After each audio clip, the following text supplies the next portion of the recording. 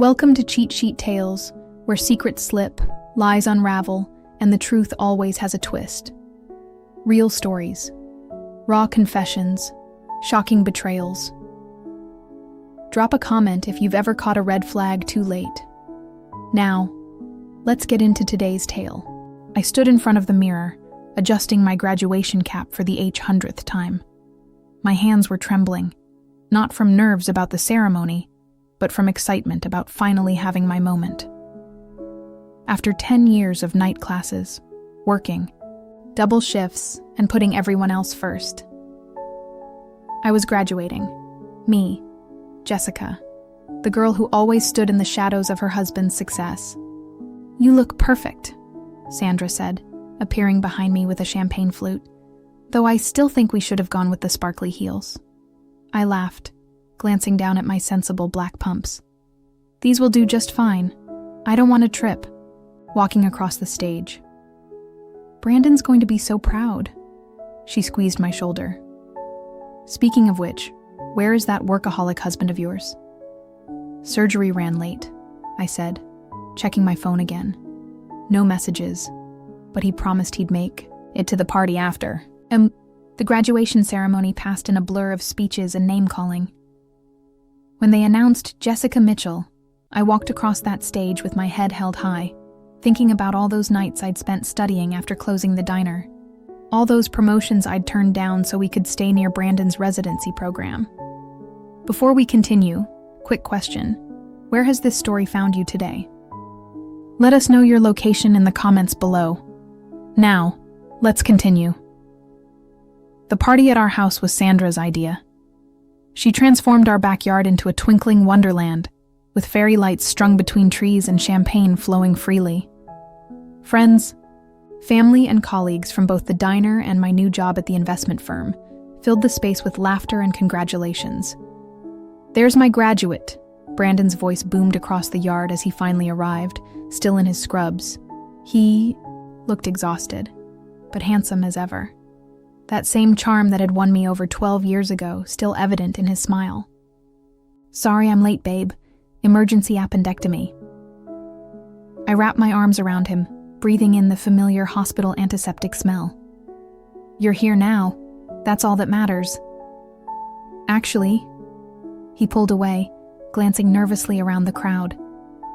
"There's something I need to tell you. Something important." My stomach dropped. I knew that tone. It was the same one he'd used when telling me we had to move across the country for his residency. "Can it wait?" I gestured to our guests. "We're celebrating." "No." He cut me off, raising his voice slightly. "It can't wait. I've been seeing someone." The party chatter died down. I could feel eyes turning toward us, could hear Sandra's sharp intake of breath somewhere behind me. "What?" My voice came out as a whisper. "Her name is Trinity. She's a resident at the hospital." Brandon ran a hand through his hair, a nervous tic I'd found endearing once. "We've been together for 6 months. I'm leaving you for her." The silence that followed was deafening. Someone dropped a glass. The sharp crack against the patio tiles made me flinch. 6 months, I repeated, my mind racing through all those late nights, all those emergency surgeries, while I was finishing my degree, while I was still working 60-hour weeks to pay off your student loans. "I'm sorry," he said, but his eyes weren't on me. They were fixed on something, someone, behind me. I turned to see a young woman in designer clothes looking uncomfortable but determined. Trinity. She'd been at my graduation party the whole time. "You brought her here?" The words came out as a snarl. "To my graduation party?" "I thought it would be better to be honest," Brandon said, reaching for Trinity's hand, "to start fresh." Sandra appeared at my side, her arm around my shoulders. "You need to leave, both of you, now."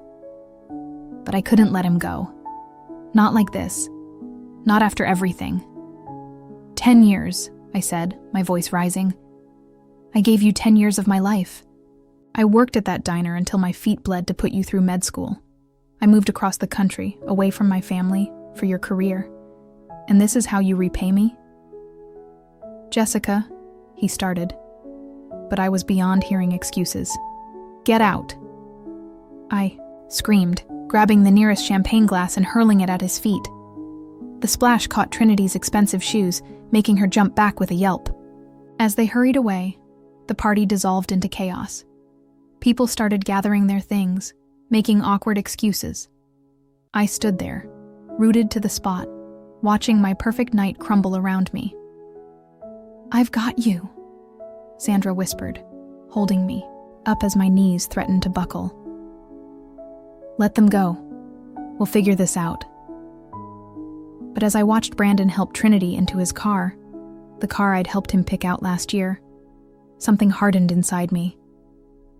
This wasn't just about a failed marriage or a public humiliation. This was about justice, about consequences. I straightened my shoulders, wiping away tears I hadn't realized were falling. You're right, Sandra. We will figure this out, but not the way Brandon expects. The fairy lights continued to twinkle overhead, mocking what should have been my triumph. But as I stood there, surrounded by the wreckage of my celebration, I made a promise to myself. This wouldn't be the end of my story. It would be the beginning. The morning after my disastrous graduation party, I sat at our shared home office, staring at Brandon's laptop. He'd left it behind in his hurry to escape with Trinity. 10 years of marriage, and he couldn't even remember to grab his computer. You should eat something, Sandra said, placing a mug of coffee beside me. She'd stayed the night, sleeping on the couch after helping me clean up the aftermath of the party. I can't, I replied, my fingers hovering over the keyboard. Not until I figure out what else he's been hiding. Jessica? Sandra's voice held a warning note. Don't. I took a deep breath. Just don't. You know what's funny? He never changed his password. It's still the date we met. The laptop came to life, revealing dozens of open tabs, patient records, email chains, bank statements. My financial analyst brain kicked into gear as I started scanning the numbers. This doesn't make sense, I muttered, pulling up our joint account. He's been transferring large sums to an account I've never seen before. Sandra leaned over my shoulder. Maybe it's for the hospital? No. I shook my head, my hands shaking as I dug deeper. These transfers started 6 months ago, the same time he started seeing her. The doorbell rang, making us both jump. Sandra went to answer it while I continued searching through files. Jessica? A familiar voice called out. It's Eduardo, from the hospital. I need to talk to you. Eduardo, Brandon's colleague and friend, stood in our living room, looking uncomfortable in his casual clothes.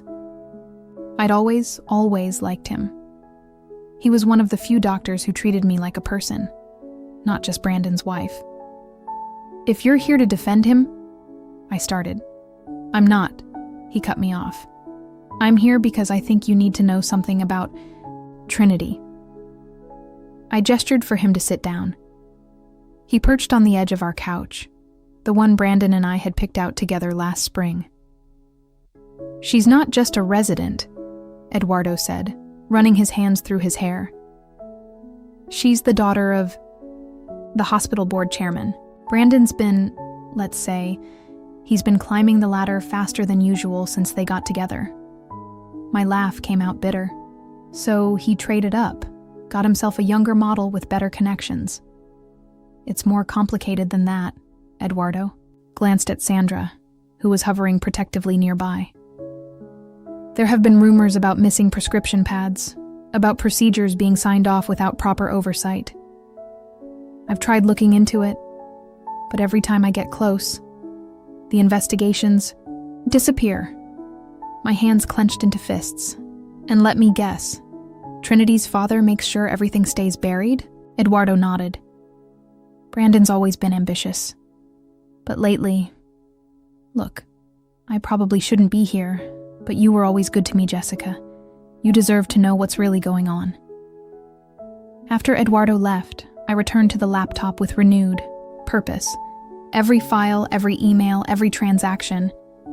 I combed through them all with the same attention to detail that had earned me my recent promotion.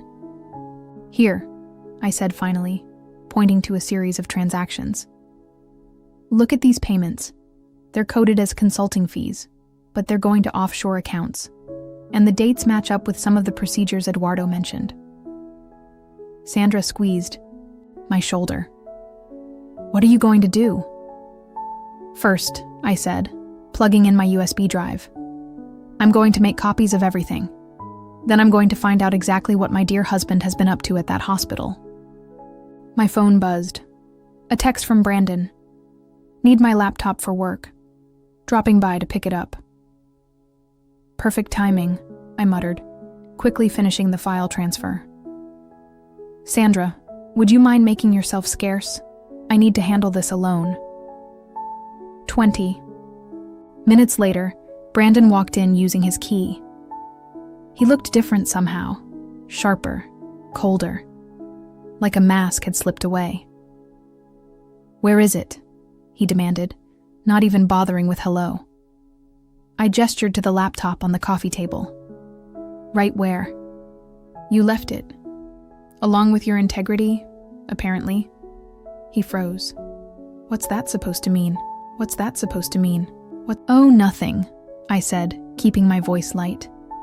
Just wondering how many prescription pads it takes to buy Trinity those designer shoes she was wearing last night. The color drained from his face. You've been going through my files. Funny thing about being a financial analyst, I said, standing up. We're really good at following money trails. And yours, Brandon. They lead to some very interesting places. He grabbed the laptop, clutching it to his chest.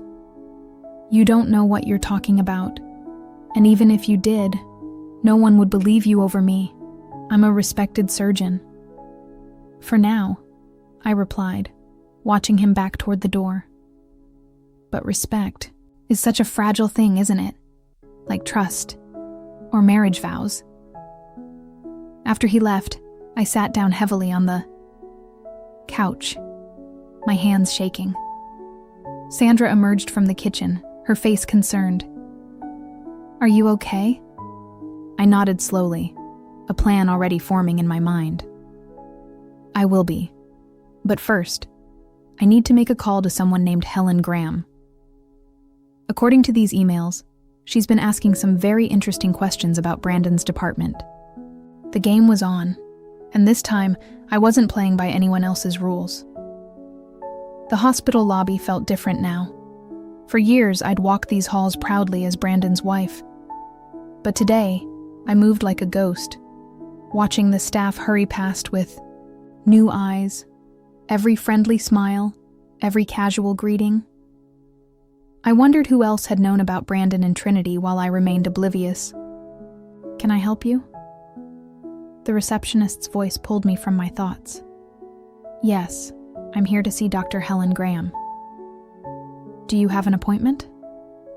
No, but... I leaned closer, lowering my voice.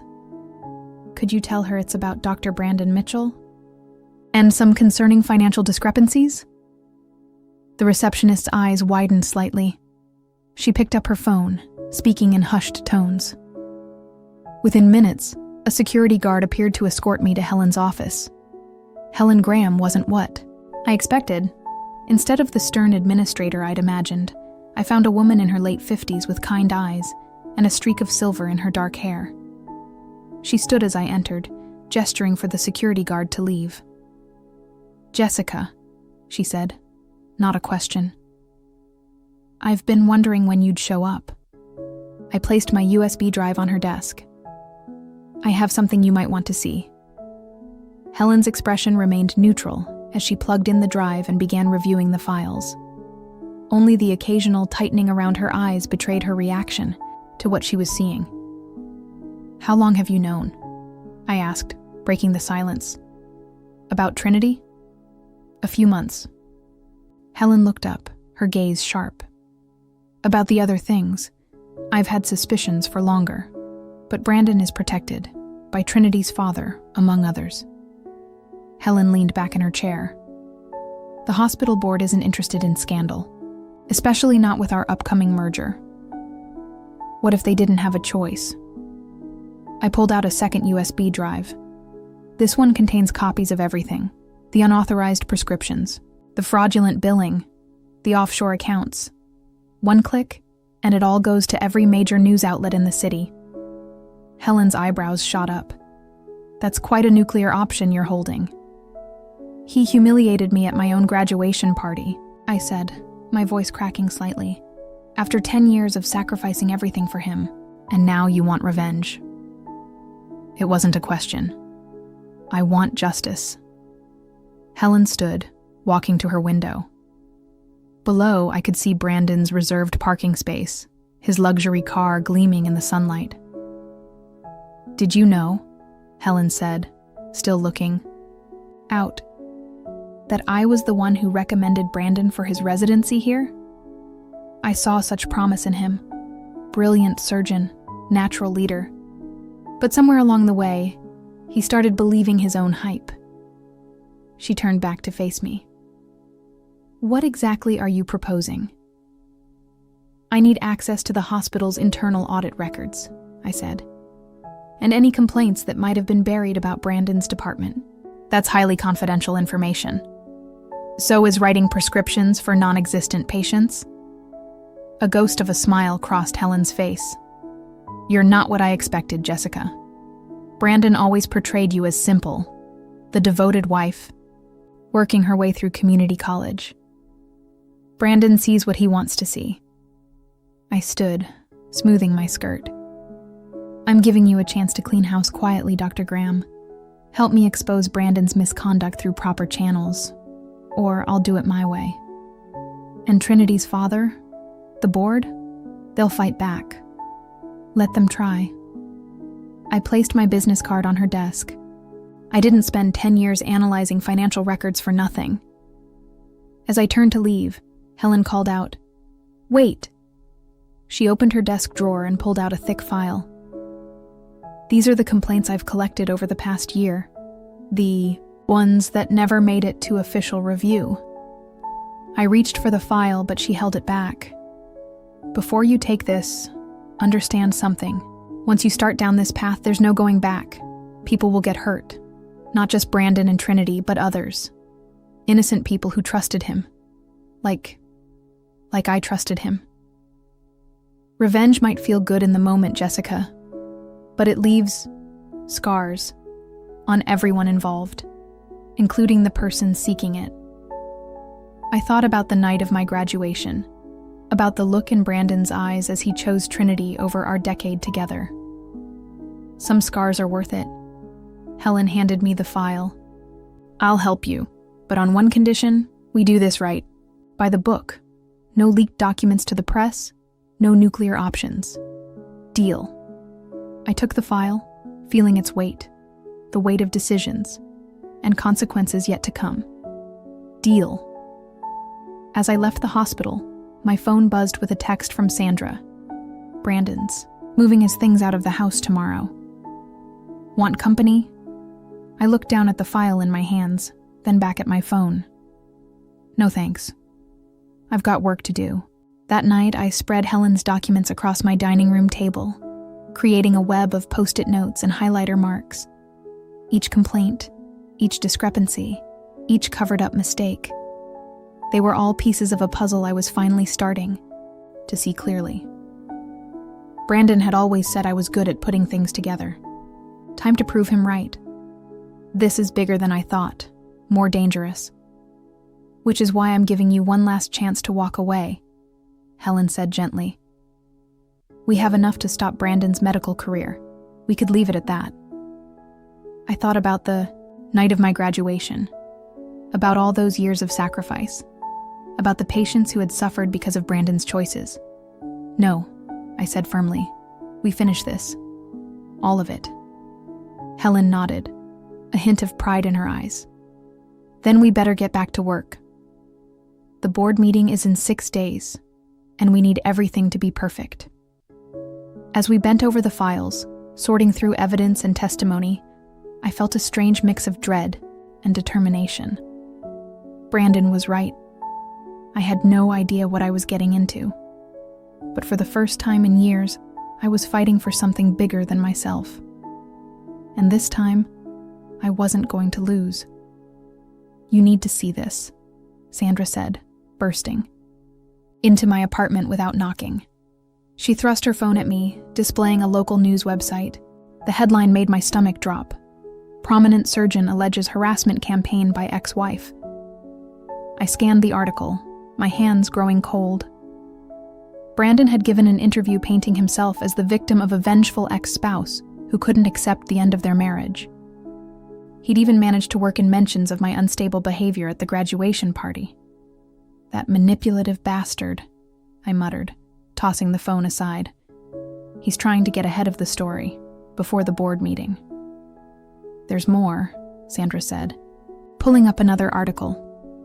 Trinity's father is quoted here, defending Brandon's exemplary record and suggesting an internal investigation into Helen's conduct. My phone rang, Helen's number flashing on the screen. "Have you seen?" she started. "The articles?" "Yeah, just now." I put her on speaker. "What do we do?" "Meet me at Eduardo's place in an hour," Helen said. "And Jessica, be careful. I think we're being watched."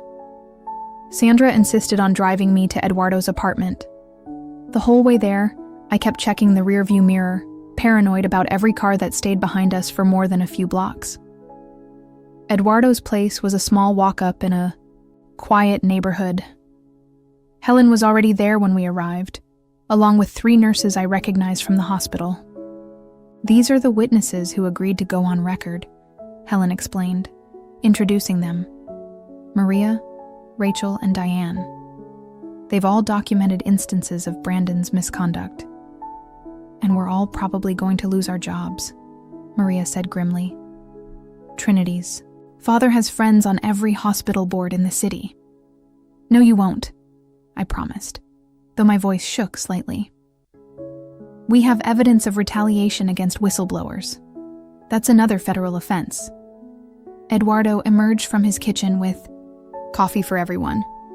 "The board meeting's been moved up," he announced, "tomorrow morning, instead of next week." "What?" Helen stood up. "They can't do that. We need more time to—" "They're trying to catch us unprepared," I realized. "Rush this through before we can organize our evidence properly." "It gets worse," Eduardo continued. I overheard Trinity's father on the phone. They're planning to discredit Helen first, suggest she's been targeting Brandon out of professional jealousy. Helen laughed bitterly. "Professional jealousy? I trained him. Everything he knows about surgery, he learned from me." "They're scared," I said, spreading our evidence files across Eduardo's coffee table. "Which means we're close to something big. Thing big. Thing big." "Maria, those prescriptions you mentioned, when exactly did they start?"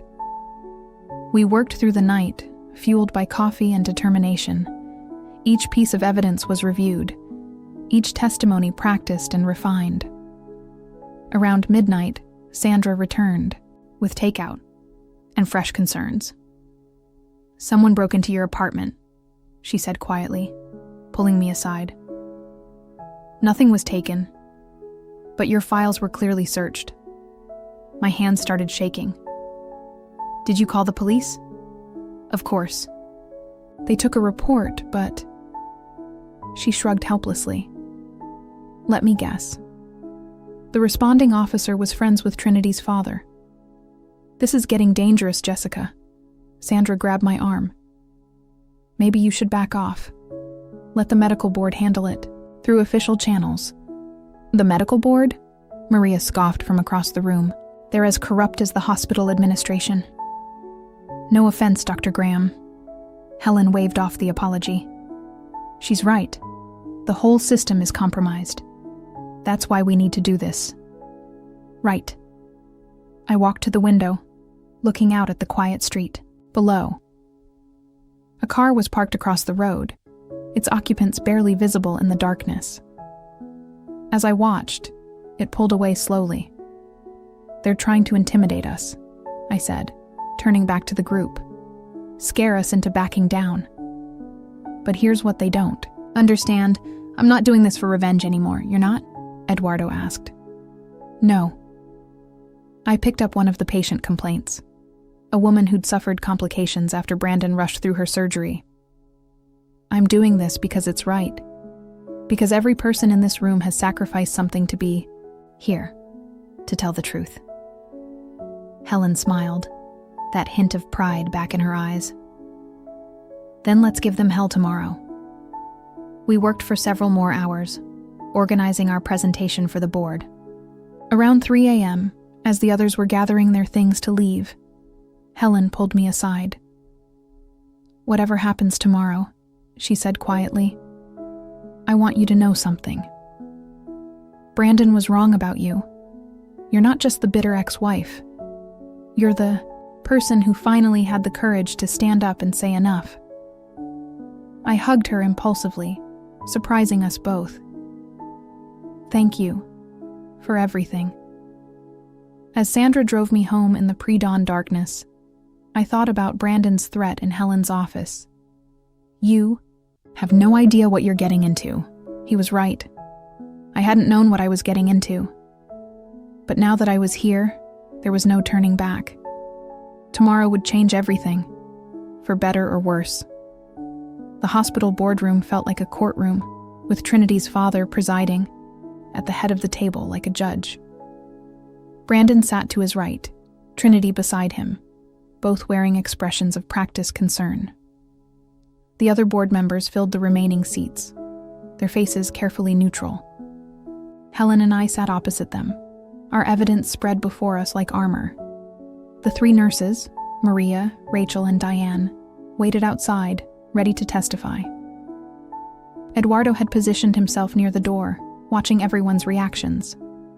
"Before we begin," Trinity's father said, his voice smooth as oil, "I want to note for the record that this meeting was called under irregular circumstances. Irregular circumstances require irregular measures," Helen replied coolly. "Shall we begin with the prescription records, or would you prefer to start with the patient complaints?" Brandon shifted in his seat. I could see sweat beginning to form on his forehead. "Dr. Graham," one of the board members spoke up, "these are serious allegations. If they prove unfounded, the consequences to your career—" "They're not unfounded," I interrupted, sliding copies of our evidence across the table. "Everything in these folders is documented, verified, and witnessed." Trinity's father barely glanced at the papers. "Ms. Mitchell, given your personal situation with Dr. Mitchell, perhaps you should recuse yourself from these proceedings." "My personal situation is exactly why I'm qualified to be here," I said, standing up. "I spent 10 years watching Brandon cut corners, bend rules, and justify his actions. The only difference is, now I have proof." I walked around the table, distributing more documents. "These are records of prescriptions written by Brandon for non-existent patients. The medications were diverted to private clinics, owned by board member families." I paused beside Trinity's father, "Including yours, sir." The room temperature seemed to drop 10 degrees. Trinity grabbed Brandon's arm, whispering something in his ear. "This is absurd!" Brandon stood up, his chair scraping back. "These allegations are clearly the product of a vindictive ex-wife and a mentor who can't accept being surpassed by her student." "Then you won't mind if we call in our witnesses?" Helen asked. She nodded to Eduardo, who opened the door for the nurses. Maria spoke first, her voice steady as she described catching Brandon falsifying post-op reports. Rachel followed with accounts of missing medications. Diane detailed how she'd been threatened with termination when she tried to report Brandon's mistakes. "Enough!" Trinity's father slammed his hand on the table. "This is nothing but hearsay and circumstantial evidence." "Actually," Eduardo stepped forward. "It's not." He pulled out his phone, playing a recording. Brandon's voice filled the room, clearly discussing prescription quantities with Trinity's father. The color drained from Brandon's face. "You recorded?" "Me?" "Eduardo, you were my friend." "I was your friend," Eduardo agreed, "until I realized what you were doing to our patients." Trinity stood up suddenly. "Daddy, we need to leave. Now." "Sit down," her father ordered, but she was already heading for the door. "No," she said, turning back to face us all. "I'm not going down for this. I'm not losing my medical license before I even finish my residency." Brandon reached for her. "Trinity, baby, wait. Don't baby me," she snapped. "You promised this would never come out. You promised my father would handle it." The board members were whispering among themselves now, papers rustling as they reviewed our evidence with new interest. "Dr. Mitchell," one of them said, "I think it's time you and your associates stepped out while we discuss this matter." "This isn't over," Trinity's father warned as he stood. "You have no idea the damage you've done." "No," Helen replied calmly. "The damage was done when you decided profits were more important than patients." They filed out, Brandon, Trinity, and her father, leaving us with the board for the next 2 hours. We presented our case in detail. Every prescription, every complaint, every cover-up, carefully documented and explained. When we finally emerged from the boardroom, Eduardo was waiting with news. "Trinity's gone," he said, cleaned out her locker and left. "Word is she's already contacted a lawyer about turning state's evidence." "And Brandon?" I asked. "Security's escorting him out now. The board called the DEA. They're on their way." I walked to the window, watching as Brandon was led to his car. He looked up, somehow sensing my presence, and our eyes met across the distance. For a moment I saw the man I'd married. Brilliant, ambitious, and so certain he could never fail. Then he was gone, and I felt nothing. No triumph, no satisfaction, just a hollow sort of exhaustion. Helen appeared beside me. "The board's suspending. His license pending investigation. Trinity's father has been asked to resign." "What about the nurses?" "Protected under whistleblower statutes. They'll keep their jobs." She touched my arm gently. "You did good, Jessica." "We did good," I corrected. "But something tells me this isn't quite over." "No," Helen agreed, watching another car pull into the parking lot. This one marked with federal badges. "This is just the beginning of a much bigger storm." The DEA investigation moved faster than any of us expected. Within 2 weeks, Brandon's perfect life had completely unraveled. I watched it happen from a distance, through news reports and courthouse appearances, until the morning he showed up at my door. 5 minutes, he said, his designer suit replaced by jeans and a wrinkled shirt. "Please, Jessica. That's all I'm asking for." I should have shut the door in his face. Instead, I stepped aside, letting him enter the home we'd once shared. "You look terrible," I observed, noting the dark circles under his eyes and his unkempt hair. "Yeah, well, being indicted for drug trafficking will do that to you." He paced our living room like a caged animal. "Trinity's talking to the prosecutors. Her father's fled the country. Everything I built is just gone." "Everything you stole, you mean?" He stopped pacing, turning to face me. "I came to ask for your help." I laughed, the sound harsh even to my own ears. "Are you serious? The prosecutors respect you. If you told them I was a good doctor, that I cared about my patients." "But you didn't care, Brandon. That's the point. You cared about money and status and impressing Trinity's father." "I cared about us," he shouted, making me flinch. "Everything I did, every corner I cut, it was to give us a better life." "Us?" I stepped closer, anger burning away my fear. "There hasn't been an us since you decided to humiliate me at my graduation party. Remember that?" while I was celebrating finally. Getting my degree, you were planning your exit with your girlfriend. The doorbell rang, interrupting his response. Through the window, I saw Sandra and Eduardo on the porch, looking concerned. Your timing's perfect, I called out, letting them in. Brandon was just leaving. Actually, Eduardo said, his expression grim. We came to warn you. Trinity's been found dead in her apartment. The room went silent. Brandon staggered backward, collapsing onto the couch. What? He whispered. Apparent overdose, Sandra said quietly. But given everything that's happening, her father... Brandon jumped up, running his hands through his hair. He never forgave her for cooperating with the investigation. Oh God, what have I done? I watched my ex-husband crumble, all his arrogance and charm stripped away, leaving nothing but a scared man who'd played with forces he couldn't control. You need to go to the police, Eduardo said. Tell them everything you know about her father's operation. I can't, Brandon's voice cracked. He'll kill me too.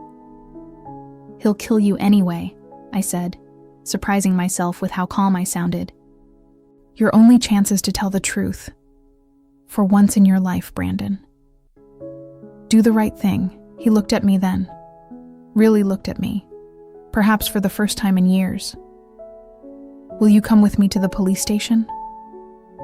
Part of me wanted to refuse. To let him face this alone. Like he'd left me to face my humiliation alone. But a larger part remembered the young doctor I'd fallen in love with. The man who'd once wanted to help people. Fine, I said, but not for you, for Trinity, and for all the patients you hurt along the way. The drive to the police station was silent.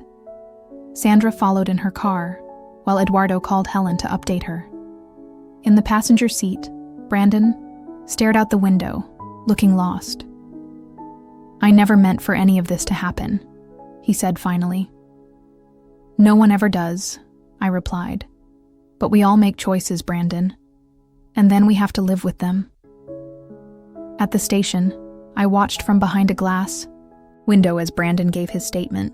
He told them everything about the prescription scheme, about Trinity's father's drug operation, about the threats and cover-ups.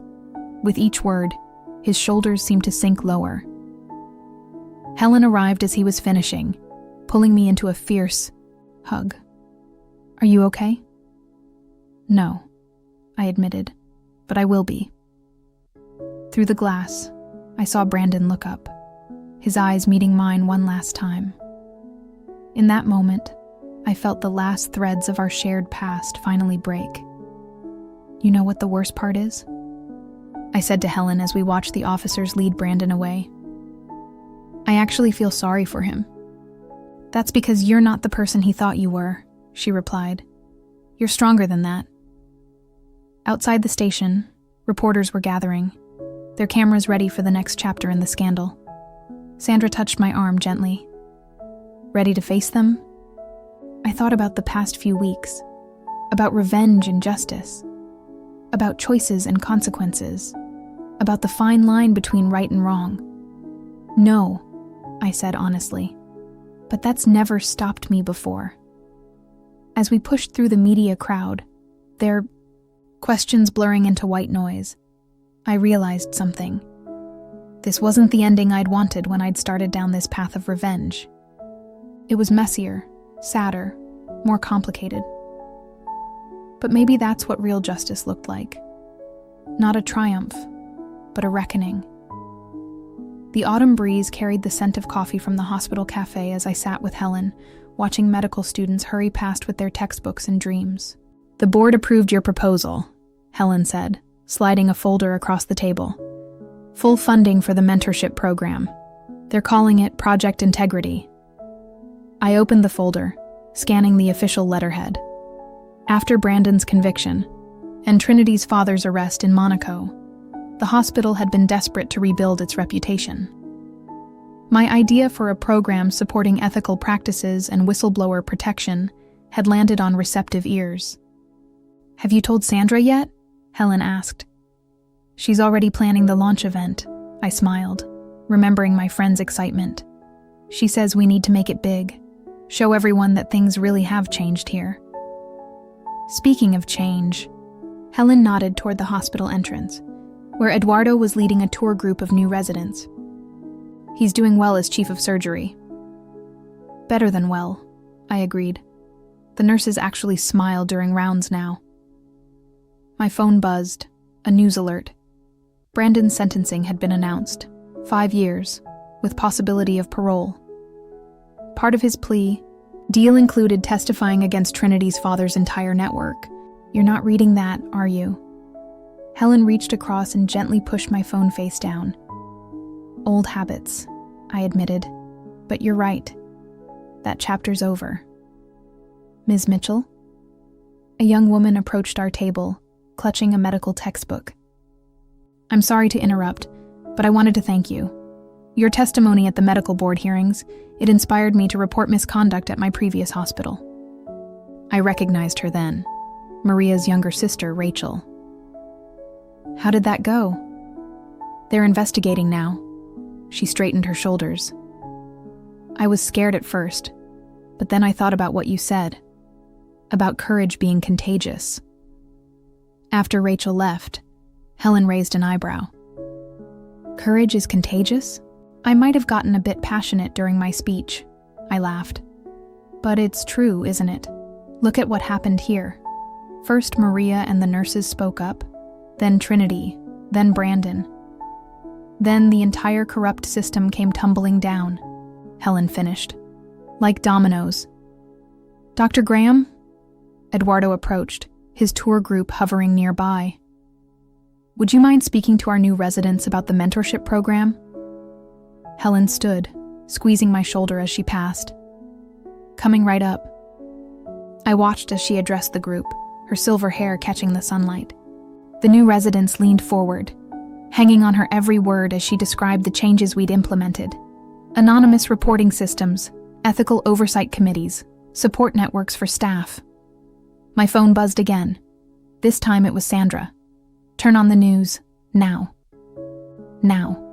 I pulled up the local news website to find Trinity's father's face splashed across the screen.